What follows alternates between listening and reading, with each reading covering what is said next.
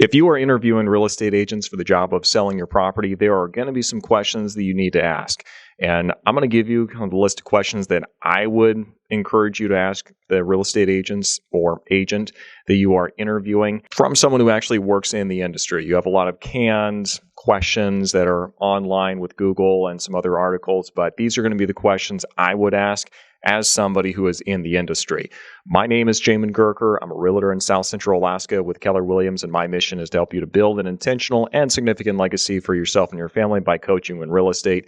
And today we're going to jump into that question. Before we get started, give this video a like, subscribe if you haven't done so already. That helps out our algorithm quite a bit. And let's go and jump into today's video. Now, the first question that I would really throw at the real estate agent, what is your production? In other words, how many houses do you sell every year? Now, I'm very specific about this and saying, how many do you sell? Okay, I'm not interested because we have a lot of teams here in this area, and a common response to that is just to say, oh, well, our team sells like 200 houses every year. It's like, I didn't ask about your team because that's the collective efforts of about 10, 15, 20 plus people. I'm asking, how many do you sell? Okay, does your team sell 200 and you sell 3? Okay, well, I'm going to have some follow-up questions about that. But the important thing is to get those accurate numbers and figure out how much experience this individual has. And that's not to say if you're a newer agent that they're going to be bad. Sometimes, depending on your options, the newer agent's probably going to be the better one. But you just don't know. And the best way you can make sure that you're making your decisions with clarity is to get clarity around those numbers. Okay, how many do you sell? If you only sell 1 or 2 houses a year and you've been at it for like 5 years at this point, you're probably not going to have as much experience as the person who's selling 15, 20, 30 houses a year. Okay, that's a lot of accumulative experience that other person is getting very, very quickly. So that is going to be one of the big questions I would ask right off the bat. How many houses do you sell every year? A second question I would ask, and I will try to get some more details on, is what is your negotiation style like? There are a lot of misconceptions about what negotiations are like in real estate, and I kind of blame that on a lot of reality TV shows. They make it sound like it's this big boardroom where everyone's just hard charging and everyone's just going at it on every little detail and everything's very confrontational and inflammatory. By and large, that is not a strategy that particularly works, but unfortunately, that is just the mode, or that's the perception of what most people consider negotiations. So one of the big questions I would have for the real estate agent then is, what is your negotiation strategy? Are you more of like this hard charging type of person who's going to ruffle feathers and make a lot of people angry and make them ready to get us the next opportunity they get? Or are you the type of person who is going to be having more or less a win-win kind of an approach to it? Obviously, there's never a perfect win-win for everybody, but how do you set up the scenario to make sure that we end up getting and accomplishing what it is that we want to do? And my answer to that question would be that it really would depend on the situation and what kind of negotiation strategy I'm going to be adopting. If it's a bully that we're dealing with, it's going to be a completely different negotiation strategy and stance that we're going to have to take. So that unfortunately is just the case.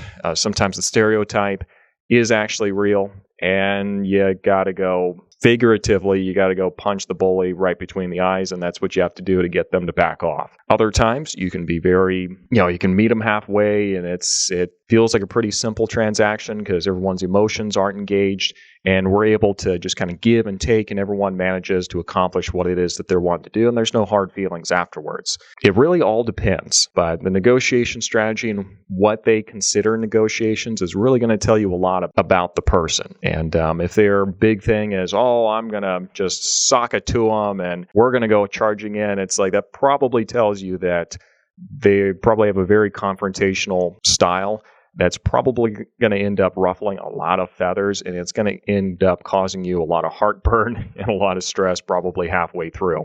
If that's your cup of tea and you really want to go find that, then go right ahead. In my experience, when people say that, though, it's more about showmanship and less so than about getting actual results. Third big question I would have you ask this real estate agent is, what systems do you have in place to make sure that everything happens the way that you want it to happen?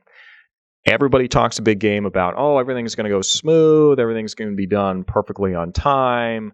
We're going to do this, we're going to do that. I want to know, what systems do you have in place to make sure that this happens? And by that, do you have employees that you've hired to make sure that you are staying on top of it? Do you have some kind of virtual assistants? Do you have reminders set up on your phone? What systems and processes do you have to make sure that your business is running smoothly? And how do we know when we're off course? Because if you have zero idea for what the plan is, system-wise, and how things are going to work, how do we know when we're off course, or that we need to get a move on very quickly? Because this is a long process, and it is very difficult to try to pull everything together in like the last week to 10 days. That is not when we want to be making hard course corrections. So having the person that has a solid system and process in place to make sure system-wise everything works the way it needs to be is going to be huge. Let's take a break real quick. If you've been watching this channel for any amount of time, you do know that I focus primarily on the South Central Alaska area. And while that's going to remain the case moving forward, we are actually going to be partnering with our colleagues across the entire state to bring you market updates for what's going on inside the markets of each one of the big market centers here in the state of Alaska, looking at Fairbanks, Kenai, Homer, Kodiak, and Juneau/the Southeast area. So this is going to be a very exciting project called the Trailblazer Project. I've not seen this done in any other state before, where we are bringing you all the market updates for the entire state under the roof of one channel. So this is going to be a lot of fun. So when you guys are seeing market updates coming from people who aren't just me on the channel, you know what's going on there. If you guys are really nice, then we might actually be able to convince some of these folks to actually provide some more content and talk specifically about what it's like living in their market. So when you see these videos pop up, make sure to jump over there, give them plenty of likes, plenty of love, give them lots of comments. And just know that that's fulfilling kind of the mission we still have on the YouTube channel to help you build an intentional and significant legacy for yourself and your family by coaching you in real estate, whether that be in South Central Alaska or anywhere else in Alaska that we have our colleagues in at the moment. So just want to make you aware of that, and let's go on and finish today's video. Okay, so this next question, I'm just going to dive in here. If you are incapacitated or you go on vacation or something like that, who is going to be stepping in to make sure that the wheels keep moving and that we accomplish what it is that we want to do?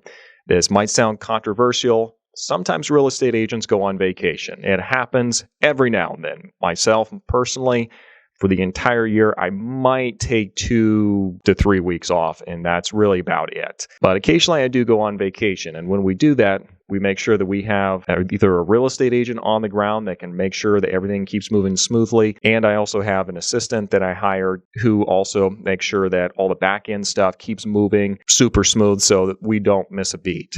But you want to make sure that the real estate agent that you're working with has a similar backup contingency plan just in case everything doesn't work out the way that they plan to. If, like I said, if they become incapacitated, the show must go on.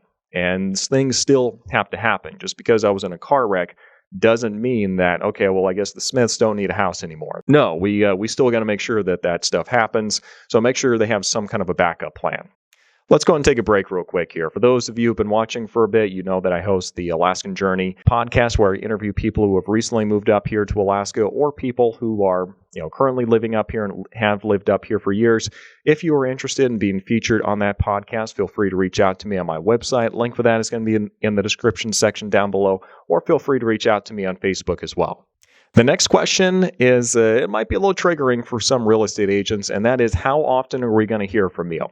There is definitely a stereotype of real estate agents where they're all fired up. They get you to sign on the listing paperwork, and then they just disappear for like 3 or 4 months. And a lot of good real estate agents are going to be very intentional about reaching out on a regular basis, every day or minimum every week, just to touch base and make sure everything is still going all right. See if you have any questions, kind of update you on anything that's going on in the background. One thing about the real estate transaction process is, after we have the appraisal done, after we have the negotiations done on the repairs, there's a long waiting period.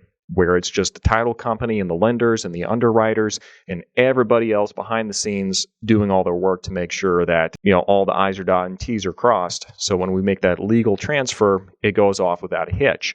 Not much for us to do it during that time, though. And that's really where a lot of stress can build up for a lot of buyers and sellers, is during that downtime. So for that reason, we really make sure that we stay engaged with people throughout the entire process and just set that expectation on how regularly we're going to be touching base. The big thing is just making sure your agent has some system and process for when they're going to be reaching out and talking to you and making that communication happen. Additionally, you want to ask them, what do you think about this market? And when they answer you, you want to listen for numbers, because everyone has an opinion, but it's a professional. They can back up their theory about how the market is doing and how things are looking in the future with numbers. If they don't know the numbers, I'm not going to just completely lose confidence, but I'm a little skeptical of someone, because anyone can have an opinion. It takes a professional to know what the numbers are. Now, the last question, you're probably going to get a lot of cheesy, canned responses, but let's throw it out there anyway. The last question I would ask is, why do you practice real estate? And a lot of people, the response is going to be, well, I really like helping people in this stage of their life as they are making these big decisions and helping people get into homes. And yeah, you'll probably get some variation of that to one degree or another. Really what you're going to be looking for is you're going to try to go a little bit deeper and figure out, okay, well, you like helping people find houses. Okay, that's cool. Why do you like helping people find houses? Because everybody's got that canned response all ready to go. And you want to dig a little bit deeper and figure out what the motivation is for that person. I would much rather have the person that loves selling real estate for the sake of selling real estate help me than the person who just needs to sell real estate so they can go buy the latest sports car. So those are my big questions you should be asking any real estate agent that you hire to help you. I hope they've been useful. If you have questions for me, feel free to drop on my website down below or reach out to me on Facebook. I'd be happy to talk. But other than that, thanks for watching, and we'll see you next time.